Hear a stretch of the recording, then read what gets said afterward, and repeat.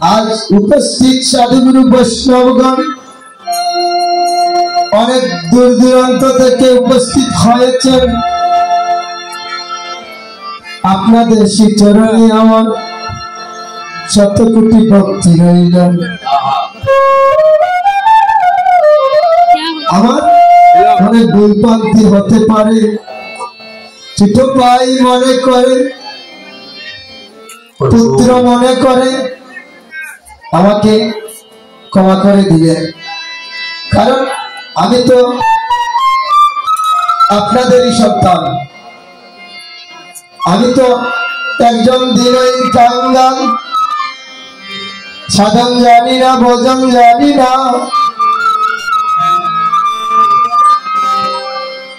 আপনাদের এই গ্রামের সন্তান, আপনারা জানেন আমি কিন্তু প্রফেশনাল কীর্তনী নয়। আমার অনেক ভুল হতে পারে, আমাকে পুত্র এবং ছোট ভাই মনে করে আমাকে মার্জনা করে দিবেন, এই বিনতি রইল আপনাদের শ্রীচরণে।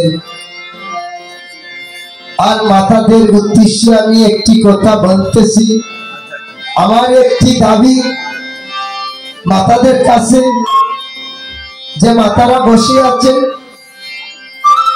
আমার আপনাদের কাছে একটি আমি হাত জোর করে চেয়ে নিচ্ছি,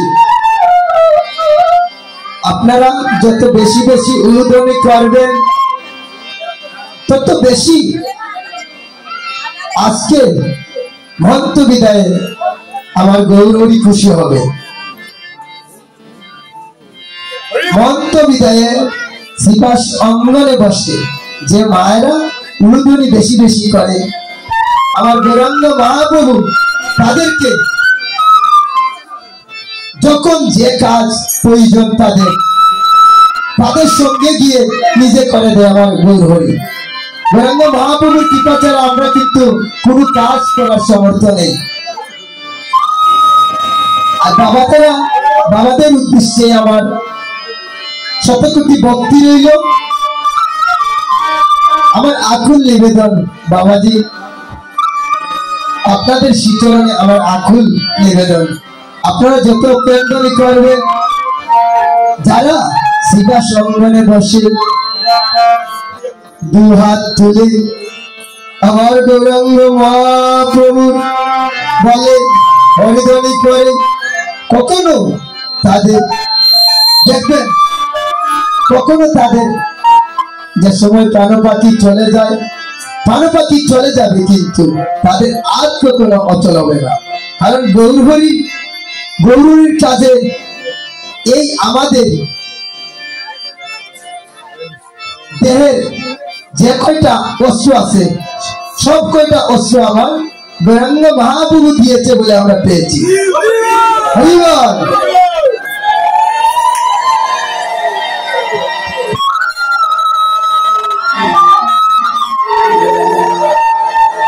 তাই সত্যটা অস্ত্র আমার গৌরীর কাজে লাগাতে হবে। আমার গৌরাঙ্গ মহাপ্রভু বলেছেন, গুরুর পরম্পরা দ্বারায় হে কলিয়তে জীব আমাকে খুঁজো। আমি এই 84 লক্ষ জীবী ভ্রমণ থেকে মুক্ত করিবার জন্য অনেক সহজ রাস্তা করে দিয়েছি। গুরুর পরম্পরা দ্বারা আমার প্রেম আস্বাদন করা, আমার প্রেম পেতে হলে গুরুর পরম্পরা দ্বারা অনেক সহজে আমার প্রেম পেয়ে যাবে। আমার অনাদিরাদি গোবিন্দ, যিনি ঈশ্বর পরম কৃষ্ণ সচিদানন্দ বিগ্রহ, অনাদিরাদি গোবিন্দ সর্বকারণের কারণ, যিনি সব কিছুর মালিক, যিনি বিশ্ব ব্রহ্মাণ্ডকে দেখতেছে, তিনি বলতেছে গৌরাঙ্গ মহাপ্রভু এসেছে শুধু কলির জীবকে উদ্ধার করিবার জন্য। আমাদেরকে উদ্ধার করিবার জন্য। তিনি বলেছে গুরুর পরম্পরা দ্বারাই আমার প্রেম নিয়ে যাও। তাই তবে একটি কথা আছে, গুরু কিন্তু সৎগুরু হতে হবে। যদি সৎগুরু না হয় তাহলে গুরু কিন্তু সৎগুরু হতে হবে।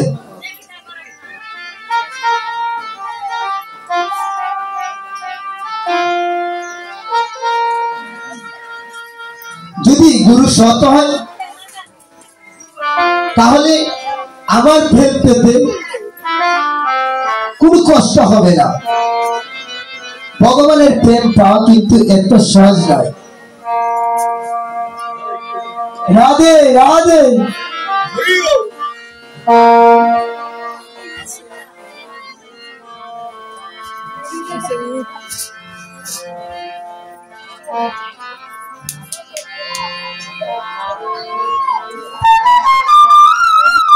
আমি কলিয়ত জীব 84 লক্ষ জিনু ভবন থেকে যদি মুক্ত পেতে চাও তাহলে গুরুর পরম্পরা দ্বারাই আমার প্রেম আস্বাদন করো, আমার প্রেম নিয়ে যাও। আমি প্রেমের ভাণ্ড নিয়ে এসেছি এই কলিয়ত জীবকে মুক্ত করিবার জন্য।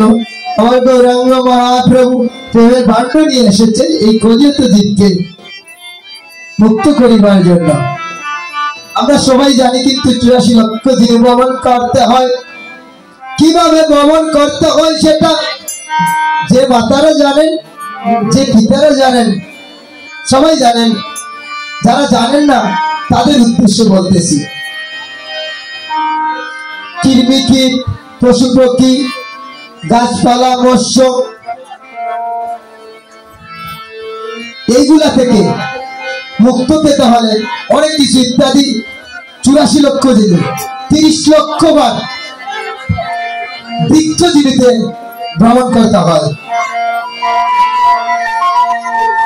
এইরকম করে 84 লক্ষ জিনু ভ্রমণ করার পর 80 লক্ষ জিনু ভ্রমণ করার পর একদম শেষে আমরা পেয়ে যাই 4 লক্ষ বার মানব জন্ম।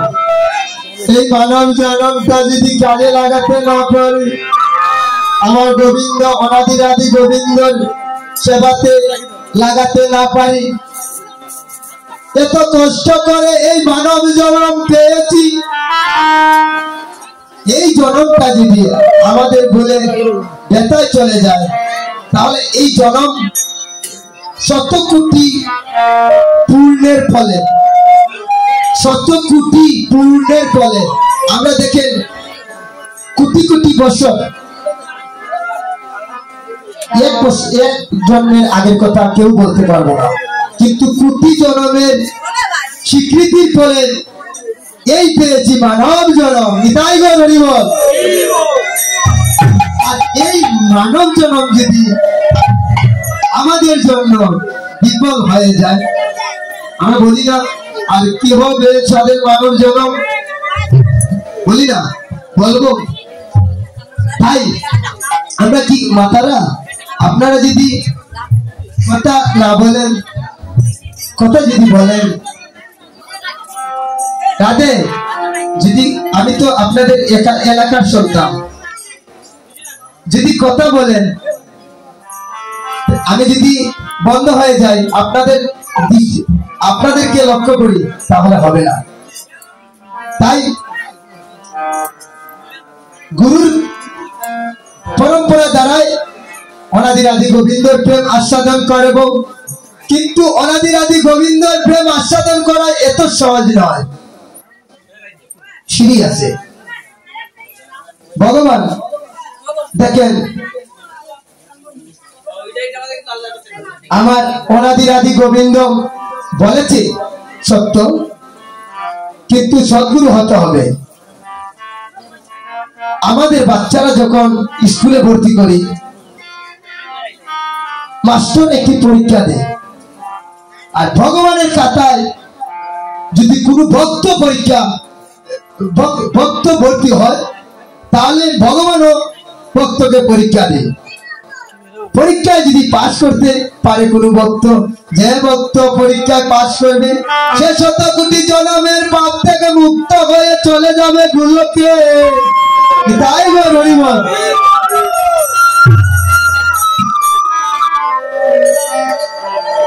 ভগবানের প্রেম পেতে হলে কিভাবে আমরা ভগবানের প্রেম অনেক সহজে রাধে মেন বুকালে রাধে রাধে মেন বুকালে দাও। হরে কৃষ্ণ, জয় রাধে, হরি বল, জয় রাধে। তাই তো ভগবান কি করেন, ভগবানের প্রেম পাওয়া তো সহজ নয়। ভগবানের ভক্তকে অনেক কঠিন কঠিন পরীক্ষা দেয়। ভগবানের প্রেম পেতে হলে দেখেন, চাওয়া পাওয়া সকলই নাসিয়া, বলেছেন তিনি, চাওয়া পাওয়া সকলই নাসিয়া, অজাজন মা অজাজন চাওয়া পাওয়া সকলই নাসিয়া ভালোবাসিতে পারে গো, ভালোবাসা বলে থাকে। ভগবানের ভালোবাসা পেতে হলে কি বলেছে গোবিন্দ, চাওয়া পাওয়া সকলই নাসিয়া অজাজন কুলে বাসিতে পারে গো, ভালোবাসা বলে পারে গো সখী, ভালোবাসা বলে পারে, ভালোবাসা হরে গো সখী, ভালোবাসা বলে। দেখেন, আমি প্রথমেই আপনাদের সুচরণে আমার ভক্তি হয়েছে। আমার অনেক ভুল ভ্রান্তি হতে পারে, আমি তো আসলে প্রফেশনাল কীর্তনী নয়, আমি আপনাদের সন্তান, মানে বাঞ্ছা জেগেছে বলে। তাই আমার গুরুদেবের আমার এখন মা বাবার কৃপা হয়েছে, তাই আপনাদের সুচরণে কথা বলার সুযোগ পেয়েছি। সেই সুযোগটা কিন্তু আমার গর্ভদানী মা করে দিয়েছে। যদি আমার গর্ভদানী মা আমাকে সেই সুযোগ করে দিত না, তাই আপনাদের শিক্ষণের দোয়া আমি পেতাম না। একমাত্র মায়েরই অবদান। যে ছেলের মায়ের কৃপা যে সন্তানের প্রতি থাকবে, তার কখনো অমঙ্গল আসতে পারে না। মায়ের কৃপা যে সন্তানের মাথার উপর থাকিবে, সেই সন্তানের কখনো অমঙ্গল গ্রাস করতে পারবে না। মায়ের কৃপা প্রয়োজন। তাই আমার গোবিন্দর ভালোবাসা পেতে হলে চাওয়া পাওয়া সকলে নাশ করে সকলে অকুলে বাসিয়ে ভালোবাসা পেতে হবে।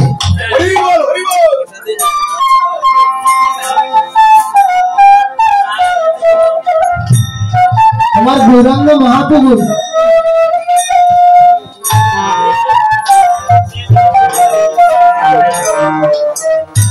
আমার গৌরহরি কিন্তু ভক্তকে অনেক পরীক্ষা দেয়।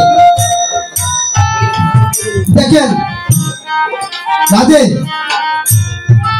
স্বর্ণকার যেইভাবে সোনাকে জ্বালিয়ে ছাই করতে করতে কাটি স্বর্ণ বার করে, তেমনি আমার গৌরাঙ্গ মহাপ্রভু ভক্তকে পরীক্ষা করতে করতে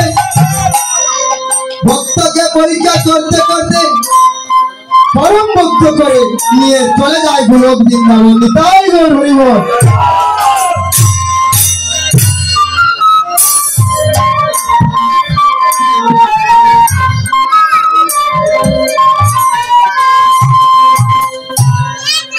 আমার গৌরাঙ্গ মহাপ্রভু আমার অদিত্য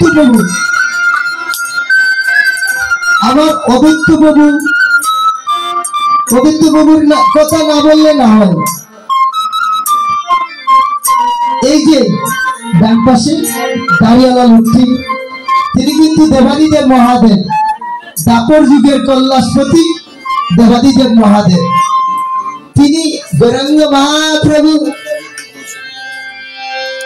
জন্ম নেওয়ার 50 বছর আগে এই কলিয়ত জীবকে মুক্ত করিবার জন্য এসেছিল। কোথায় এসেছিল? আমাদের সিলেটে, আমাদের সিলেটে এসেছিল। সিলেটের সুনামগঞ্জ জেলার তাইপুর থানার নবগ্রামে আমার দেবাদিদেব মহাদেব। তো অদিত্য প্রভু যখন ছোট ছিল, বয়স যখন 6 বছর ছিল অদিত্য প্রভুর, তখন নাম ছিল কমলাক্ষ। অদিত্য প্রভুর নাম ছিল কিন্তু কমলাক্ষ ছোট থাকতে 6 বছর যখন বয়স ছিল। রাধে, অদিত্য প্রভুর পিতার নাম ছিল ভূপের আচার্য আর মাতার নাম ছিল নামাদেবী। মাতার নাম ছিল নামাদেবী। রাধে, তাই আমার ভূপের আচার্য এই তাইপুর নবগ্রামে একটি দুর্গা মন্দির ছিল। সেই মন্দিরে কিন্তু প্রতিদিন দুর্গা পূজা হইত। সেই মন্দিরের পূজারী ছিলেন আমার ভূপের আচার্য। তাই হঠাৎ করে একদিন আমার কমলাক্ষ, ছোট্ট কমলাক্ষ পিতাকে বলেন, অগ পিতা, তুমি প্রতিদিন দুর্গা পূজা করতে যাও, তোমাদের মাকে পূজা দিতে যাও। পিতা গো, আজ তোমার সঙ্গে আমাকে নিয়ে যাও। ছোট শিশু বালক কমলাক্ষ 6 বছর বয়স ছিলেন। তখন যদি কোনো পিতাকে যদি কোনো বাচ্চা সন্তান বলে, পিতা গো তুমি প্রতিদিন পূজা করতে যাও, তোমাদের মায়ের পূজা করতে যাও, আজ আমি তোমার সঙ্গে যাব, পিতা গো আমাকে নিয়ে যাও। এই পৃথিবীতে কোনো পিতা আসেনি সেই সন্তানকে না নিয়ে যাবে। তাই কি করলেন ভূপের আচার্য? কি করলেন? ঠিক আছে বাবা কমলাক্ষ, আমি তোমাকে আজ নিয়ে যাও। এই কমলাক্ষর কনিষ্ঠ আঙ্গুলে ধরে পিতা চললেন আগে আগে, কমলাক্ষ চললেন, ছোট্ট শিশু কমলাক্ষ চললেন পিছন পিছন। ভাই দেখেন, সবাই মন্দিরে এদিকে মায়ের পূজা শুরু হলো। হাজারো হাজারো সাধুগুরু বৈষ্ণবগণ সবাই মাকে ভক্তি করতেছে, অষ্টাঙ্গে সবাই মাকে ভক্তি করতেছে। কিন্তু ছোট শিশু কমলাক্ষ কি করলো? সরাসরি মায়ের মন্দিরে প্রবেশ করে চলে গেল। যখন মায়ের মন্দিরে প্রবেশ করল, তৎকালীন সময় ছিল রাজার আমল। এই তাইপুর নবগ্রামের রাজা ছিলেন, রাজামশাই ছিলেন, রাজামশাইয়ের নাম ছিল নবসিংহ রাজা। দূর থেকে নবসিংহ রাজা ফলো করলেন, ফলো করে ভূপের আচার্যকে বললেন, ও ভূপের আচার্য,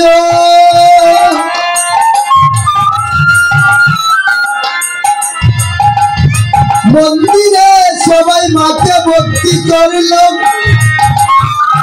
কিন্তু তোমার ছোট কমলাক্ষ কেন মাকে ভক্তি করলো না? বলে রূপের আচার্য আমি এই অনন্ত কোটি ব্রহ্মাণ্ডে সব কিছু মেনে নিতে পারি, কিন্তু আমার মাকে কেউ যদি অসম্মান করে আমি তা মেনে নিতে পারি না।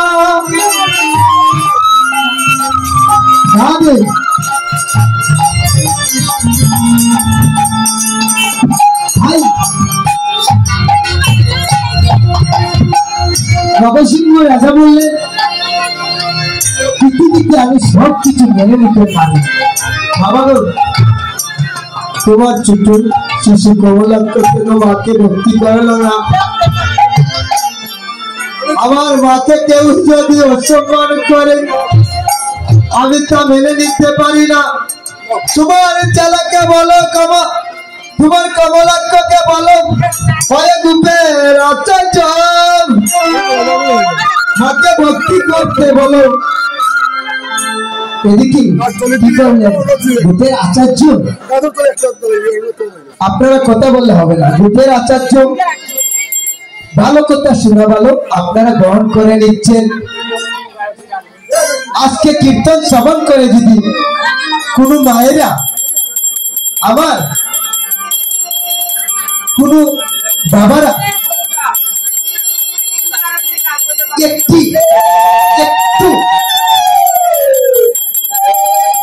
ঠিক আছে আমরা